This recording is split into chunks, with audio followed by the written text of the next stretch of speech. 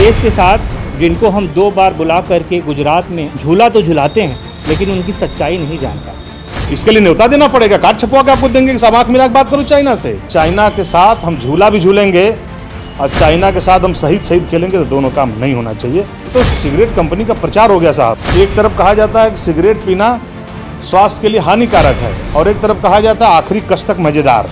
कि पिछले बार जब जवान शहीद हुआ था तो 1-1 साल लग गया, उनको मुआवजा नहीं मिला। झूठ की दुकान बहुत चल चुकी, 6 साल हो गए झूठ सुनते सुनते। अब तो हमको लगता है ये झूठ का वायरस, कोरोना से बड़ा झूठ का वायरस हम देशवासियों के शरीर में कहीं न चला आवे और पता चला हम लोग भी कहीं हर बात पे झूठे बोलना न सीख जाए।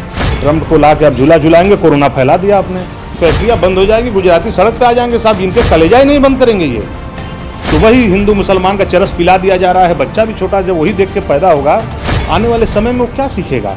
देश की उन्नति में नहीं जाएगा, वो भी हिंदू मुसलमान पे डिबेट करेगा।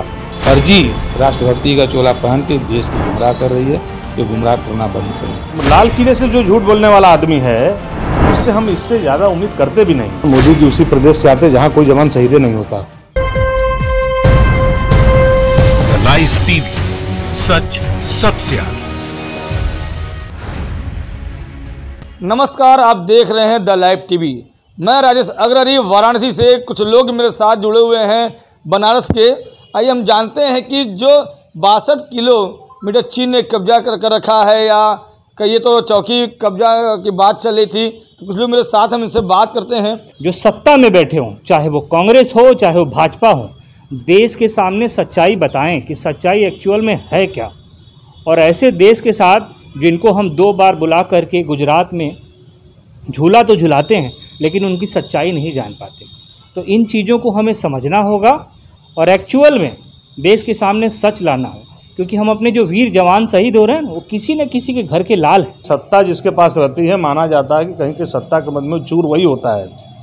आज देश जानना चाहता है कि अगर चाइना ने हमारे 1 इंच भी ज़मीन कब्जा नहीं की है, तो हम यही जानना चाहते हैं फिर हमारे सैनिक को चाइना, या तो हम एक्सेप्ट करें कि चाइना हमारे बॉर्डर में घुस के हमारे देश में मारा, या हमारे सैनिक वहाँ चले गए थे। तो लड़ाई हुई क्यों? मैं अपने सीमा में, अपने सीमा में, तो फिर ये लड़ाई झड़प हुई क्यों हुई?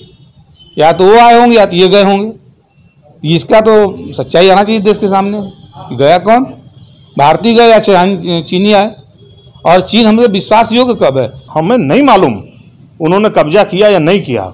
हम तो सामान्य लोग हैं साहब, हमें अखबार और चैनल जो बताता हम उसको मान लेते बहुत सहजता से। लेकिन जब हम अखबार कहेगा कि चाइना ने कब्जा कर लिया और प्रधानमंत्री कहेंगे कि हम एकदम सुरक्षित हैं, लेकिन घटनाएं तो हो रही हैं, तो ये कौन से सुरक्षित है? ये तो सिगरेट कंपनी का प्रचार हो गया साहब। कि एक तरफ कहा जाता है कि सिगरेट पीना स्वास्थ्य के लिए हानिकारक है और एक तरफ कहा जाता है आखिरी कश तक मजेदार।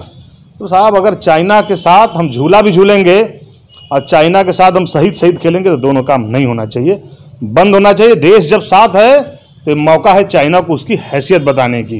जिनके घर में जवान शहीद होता है ना, कष्ट उनके घरों से जाके पूछिए कि जब उनका बेटा जब देश के नाम पे शहीद होता है तो उसके बाद उनके घरों में झांकने वाला कोई नहीं होता।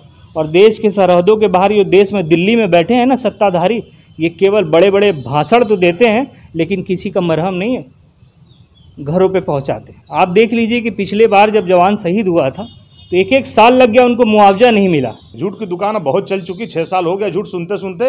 अब तो हमको लगता है ये झूठ का वायरस, कोरोना से बड़ा झूठ का वायरस हम देशवासियों के शरीर में कहीं न चला आवे और पता चला हम लोग भी कहीं हर बात पे झूठे बोलना न सीख जाएं। इसलिए प्रधानमंत्री जी आपसे गुजारिश है, ये वायरस हम लोग मत फैलाइए। चाइना खिलाफ देश आपके साथ है, आप एक्सेप्ट करिए। अगर चाइना हमारी तरफ बढ़ रहा है आप एक्सेप्ट करिए। और आपके जो हमारे सेना के जवान हैं वो इतने मुस्तैद हैं, अगर आप देश उनके साथ है और उन्होंने जब जब ज़रूरत पड़ी है भारत पे, तब तक हमारे सैनिकों ने हमारे मान सम्मान की रक्षा की है। उनके काबिलियत पर हमें कोई किसी तरह का शंका समाधान नहीं है। वो जब भी हमारे सैनिकों को फ्री हैंड मिला है, उन्होंने देश का मान सम्मान बढ़ाया है, इसलिए अब उनको फ्री हैंड दीजिए, झूठ मत बोलिए। बात यहाँ देश की है, यहाँ पार्टी की नहीं। पूरा देश आपके साथ खड़ा है और एक सुर में हम चाहते हैं कि इस चीज़ का बदला हो। अभी तक हमने बदला नहीं लिया, अभी तक ये भी पुष्टि नहीं हुई कि हमने कितने मारे उनके। जो लड़ाई नहीं वो क्या जानेंगे देश के लिए लड़ना। हम न सर झुकाएंगे न सर उठाएंगे, हम सर आंखें मिलाकर बात करेंगे। साहब इंतजार हम कर रहे हैं, आंख मिला के बात करो आप। इसके लिए न्योता देना पड़ेगा, कार्ड छपवा के आपको देंगे कि सब आंख मिला के बात करो चाइना से। आपकी विदेश नीति होती, अब तक चाइना आपके सामने थर थर काँप रहा होता। लेकिन आप भी छोटे देशों पर केवल हुकूमत करना जानते हैं। ट्रम्प को ला के आप झूला झुलाएंगे, कोरोना फैला दिया आपने। हमारे आपके घरों से ही देश का जवान जाता है, बॉर्डर पे लड़ाई लड़ता है और शहीद होता है, लेकिन सरकार इस चीज़ को नहीं सोचती। लगातार हम कितने लोगों को खोएंगे, तो इस चीज़ पे बात होनी चाहिए। और पूरा देश सत्ता के साथ खड़ा है, लेकिन सत्ता पक्ष को भी चाहिए कि देश को अंधेरे में न रखे, सच्चाई बताएं। आप गुजरात से आते हैं साहब, जहां से एक आदमी शहीद नहीं हुआ कभी, और सबसे ज्यादा चाइना सेक्टर का इन्वेस्टमेंट गुजरात में है। तो हम तो आपके किरदार को ही शंका भरी निगाह से देख रहे हैं। मरेगा बिहार का लाल, मरेगा उत्तर प्रदेश का लाल, मरेगा झारखंड का लाल, और मलाई खाएगा गुजरात का लाल। निचोल बे दादा, उनके लिए सैनिक का सम्मान नहीं रहा होगा ना। सैनिक का सम्मान रहा होता तुरंत ट्वीट करते, कोई ट्वीट नहीं आया। पाकिस्तान में सर्जिकल स्ट्राइक करते तो तुरंत ट्वीट करते, कहते सौगंध इस माटी को न इसको झुकने दूंगा। आज वो भी भूल गए हो। तो सत्ता का नशा भैया चढ़ा हुआ है, जब तक चलता है चलेगा। मीडिया जब एक तरफ पुलवामा में घटना होती है और सर्जिकल स्ट्राइक होता है, तो यही मीडिया नरेंद्र मोदी को उसका सिरमौर बना देती है कि नरेंद्र मोदी की काबिलियत काम आई और नरेंद्र मोदी ने यह कर दिया। लेकिन जब सेना के जवान हमारे मारे जाते हैं, तो वही गोदी मीडिया सेना पे उंगली उठाती है और ये कहती कि ये काम सरकार का नहीं, ये काम सेना का है। तो दोमुहा चरित्र बंद होनी चाहिए। तो इस बात की पुष्टि होनी चाहिए कि हम 62 किलोमीटर पीछे हुए हैं या 62 किलोमीटर अंदर गए हैं। ठीक है, देश का जो बड़ा मीडिया हाउस है वो इन तथ्यों को देश के सामने रख नहीं पा रहा है, या उनको ये बाध्य किया जा रहा है कि वो न रखे। अब आपने देखा होगा कि 20 हमारे देश के वीर जवान शहीद हुए हैं। ठीक है, उस समय तक ये बात नहीं आई कि हाँ हम 62 किलोमीटर अंदर गए हैं या 62 किलोमीटर पीछे हटे हैं। इस चीज़ का भी कोई पुख्ता प्रमाण नहीं, लेकिन देश जानना चाहता है कि एक्चुअल में हुआ क्या। यहाँ के पॉलिटिशियनों ने तो हमेशा देश को डूबने में कोई कसर छोड़ा नहीं है। लेकिन सर्जिकल स्ट्राइक होगी तो भाजपा के लोग सबसे पहले बड़ा बड़ा पोस्टर लगाएंगे। माननीय प्रधानमंत्री को ढेरों बधाई सर्जिकल स्ट्राइक के लिए। लगता है प्रधानमंत्री जी खुद ही असलहा लेकर के घुस के पाकिस्तान में चला के चले आए। तो आज क्यों नहीं उनके भक्त लगा रहे हैं पोस्टर? माननीय प्रधानमंत्री जी को कोसने का क्यों नहीं पोस्टर लगा रहे हैं कि नहीं साहब आपकी नीति में जो है आज हमारे 20 जवान शहीद हो गए? क्यों नहीं? आखिर चाइना जो है, जो देश का इतना बड़ा गद्दार देश है, पाकिस्तान से भी आज बड़ा देश हो गया वो, क्योंकि लगातार वो हमारे दोस्ती के ऊपर छलावा कर रहा है, पीठ में छुरा मार रहा है। हम उसको आदर से बुलाते तो हैं, लेकिन वो लगातार लाइन ऑफ कंट्रोल पे, LAC पे लगातार उस चीज़ का उल्लंघन कर रहा है, लगातार हमारे सैनिकों को मार रहा है। तमाम वीडियो देश ने देखा है। तो हम ऐसे देश को तुरंत बैन करें। चाइना का कमर आप तोड़ेंगे कैसे? चाइना से ही आप मेट्रो बनवाएंगे, चाइना से ही आप मूर्ति बनवाएंगे। चाइना का सबसे बड़ा हब जो है बाज़ार मार्केटिंग का, वो भारत बना हुआ है। आप उसकी कमर तोड़ेंगे कब? आपने चाइना के मालों पर आयात जो है आपने रेट बढ़ा दिया। इसका मतलब अगर हमको उसी ज़रूरत पड़ेगी उस सामान की तो हम और अधिक दे करके खरीदेंगे। लोग कहते हैं चीन के सामान का बहिष्कार करो। कई करोड़ों रुपया, अरबों रुपया का सामान भारत सरकार खरीद चुकी है, उसको फेंक के हम अपना नुकसान करेंगे। आप चाइना की मोबाइल है 20,000 की, किलो फेंक दो, अपना नुकसान करो। अरे उनको रोक दो कि अब यहाँ से आपके आज से कोई सामान नहीं करेंगे आपसे, तो चाइना का बहिष्कार होता है। और सरकार कहती जनता बहिष्कार करे, तो मैं जो TV मोबाइल लिया हूँ फेंक दूँ, तो अपना नुकसान तो मैं करूँगा नहीं। आप चाहिएगा कि चाइना के प्रोडक्ट को हम यूज़ भी करें, उनकी फैक्ट्रियाँ बंद हो जाएगी, गुजराती सड़क पे आ जाएंगे साहब, इनके कलेजा ही नहीं बंद करेंगे ये। अभी ये अगर बिहार में रहा होता फैक्ट्रियाँ तो 1 मिनट में बड़ा दिल दिखाते, तुरंत बंद कराते, क्योंकि इनको बिहारी मर जाए मतलब नहीं है। इनको मतलब है कि हमारा गुजराती परेशान नहीं होना चाहिए। इनसे टोटल आर्थिक व्यापार बंद होने चाहिए, इनसे सारे रिश्तों को तोड़ना चाहिए, ना आयात हो ना निर्यात हो। और चाइना की जितनी भी चीज़ें हैं इंडिया में, चाहे हमने उनको जिस भी तरह का व्यापार दिया, उन सबको तुरंत देश में बंद करा करके एक संदेश देना चाहिए कि हम ऐसे किसी देश के साथ खड़े नहीं हैं जो देश हमारे पीठ में छुरा मारेगा और हमारे देश के लालों को शहीद करने का काम करेगा। अगर चाइना की बराबरी करनी है तो आप अपने आप को, जो आप निर्भर भारत बता रहे हैं, आत्मनिर्भर मुंह से कहने से नहीं होगा। आपने इंडस्ट्री आज तक, हम जिस बनारस में हैं जहाँ के सांसद हमारे देश के प्रधानमंत्री हैं, आज तक एक छोटी सी इंडस्ट्री नहीं लगी यहाँ पर साहब। जब इंडस्ट्री नहीं लगेगी, लोगों को रोजगार नहीं मिलेगा, तो हम आत्मनिर्भर बनेंगे कैसे? अगर हम हमेशा दूसरे पर ही निर्भर रहेंगे तो हम आत्मनिर्भर बने कब? ऐसे लोगों को समझना पड़ेगा। ऐसे देश के प्रति हम लोगों को अपनी रणनीतियाँ बेहतर करनी पड़ेगी कि आखिर ये देश एक्चुअल में दुश्मन है या हमारा दोस्त है, क्योंकि अभी तक जो इतिहास आया है वो तो सरासर दुश्मनी वाला है, क्योंकि हम उनको बुलाते भी हैं और वो हमारे पीठ में छुरा भी मारते हैं। गाय गोबर से हटना पड़ेगा, हिंदू मुसलमान से हटना पड़ेगा, तब देश के विषय में सोचिएगा, तब ये चीज़ें हो पाएंगी। लेकिन आप चाहिएगा कि दोनों सारा काम एक साथ चले, हम दलित को ब्राह्मण से भी लड़ा दें, हम हिंदू को मुसलमान से भी लड़ा दें, हम मंदिर और मस्जिद भी कर दें और देश का विकास भी हो जाए, तो वो देश कभी विकास नहीं कर सकता जहाँ के लोग बटे हों। राष्ट्रभक्ति का चोला ओढ़ के देश के साथ गद्दारी करने, इनकी शिनाख्त पहले होनी चाहिए, और ये हटेंगे तो देश अपने आप सुरक्षित हो जाएगा। और समाजवादी पार्टी के नेता राम मनोहर लोहिया 1949 में कहते हैं कि एक राक्षस शिशु को खा रहा है, हिमालय को बचाना है। तो उनका सीधा सीधा था कि हमारे लिए सबसे बड़ा दुश्मन चाइना है, इसको उन्होंने आज झूला झुलाया। चाइना में आप नहीं सुनते होंगे हिंसक झड़प आपस में किसी जाति धर्म मजहब को लेकर होती है। छोटा बच्चा भी है तो अपने राष्ट्र के लिए कुछ करना चाहता है। हमारे यहाँ तो बचपन से जो बच्चा पैदा और टीवी में सुबह शाम जहर दिया जा रहा है, सुबह ही हिंदू मुसलमान का चरस पिला दिया जा रहा है। बच्चा भी छोटा जब वही देख के पैदा होगा, आने वाले समय में वो क्या सीखेगा? देश की उन्नति में नहीं जाएगा, वो भी हिंदू मुसलमान पे डिबेट करेगा।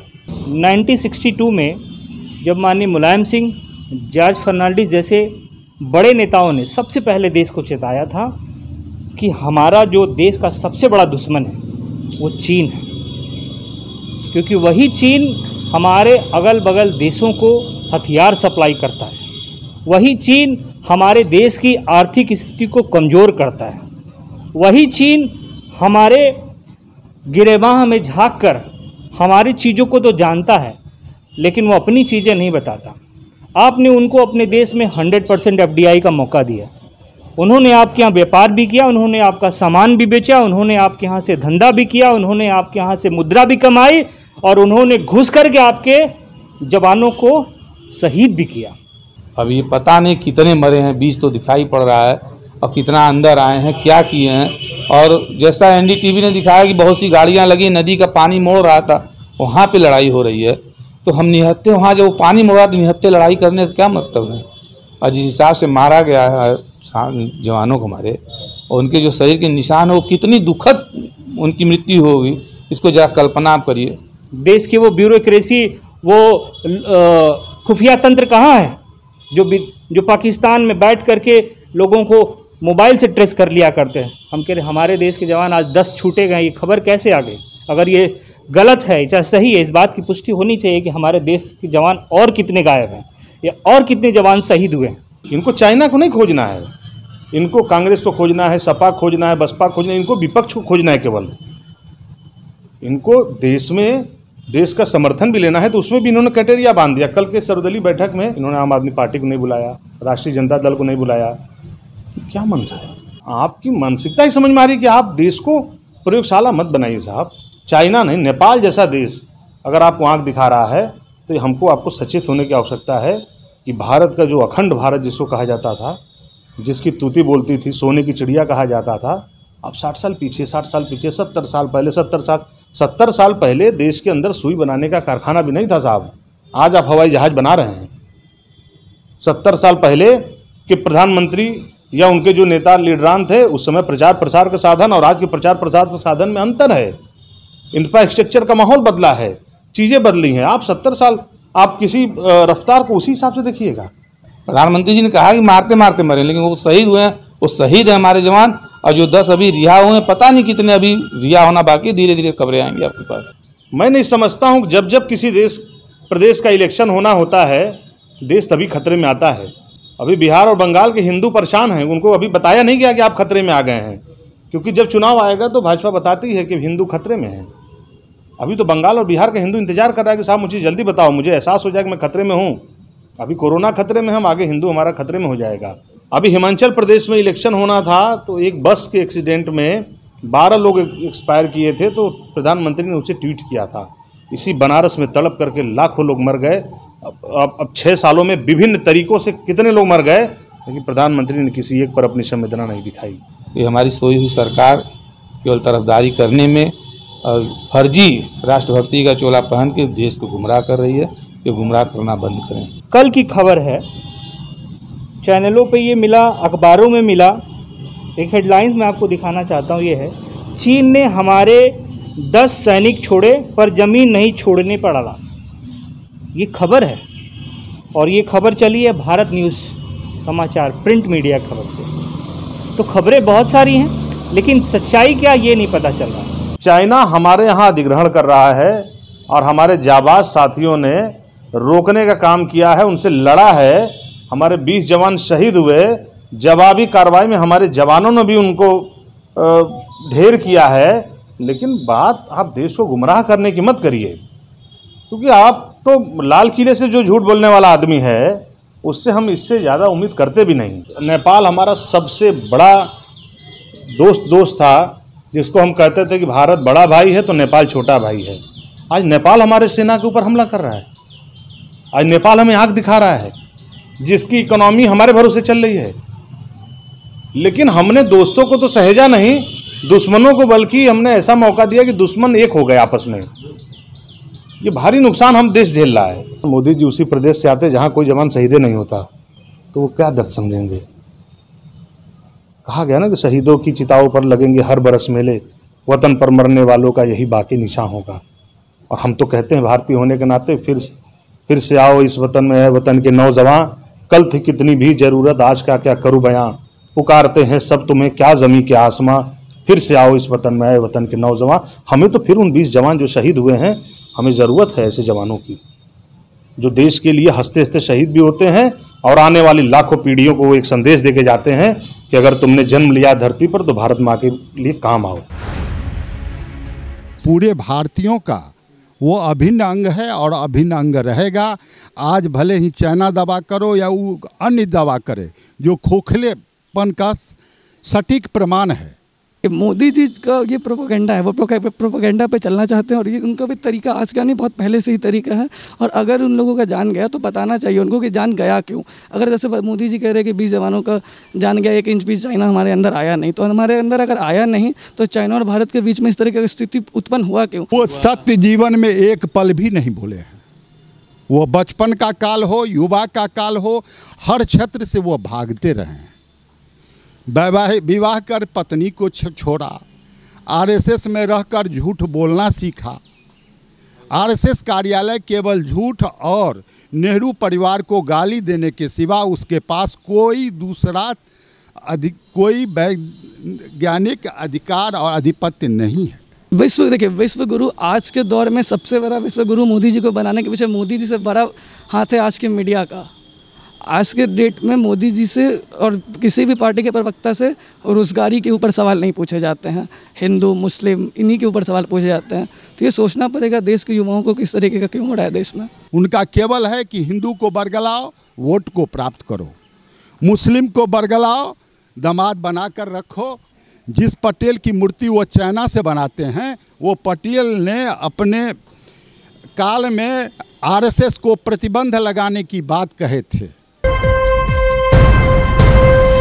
लाइव टीवी, सच सबसे आगे।